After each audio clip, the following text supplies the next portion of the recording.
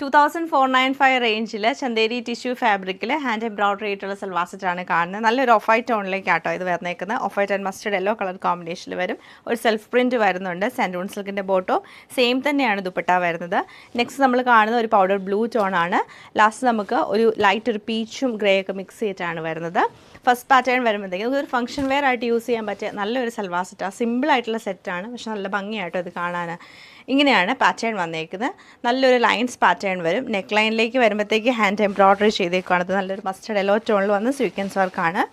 Daman area നമുക്ക് വരുമ്പം സെൻറ്ററിൽ നിന്ന് ഒരു ഫ്ലവർ ഡിസൈൻ ഇങ്ങനെ മുകളിലേക്ക് കൊടുത്തേക്കുവാണ്. ഫ്ലവർ പ്രിൻറ്റ് അതിലൊക്കെ ഹാൻഡ് വർക്കാണ് ചെയ്തേക്കുന്നത്. ബാക്ക് സൈഡ് സെയിം ഇങ്ങനെ നമുക്ക് ലൈൻസ് പാറ്റേൺ തന്നെയാണ് വന്നത്. ഫുള്ളായിട്ടും എംബ്രോയിഡറി ചെയ്തിട്ടാണ്, മിഷൻ എംബ്രോയിഡറി ചെയ്തിട്ട് നല്ല ഒതുങ്ങി കിടക്കുന്ന ഫാബ്രിക്കാണ്.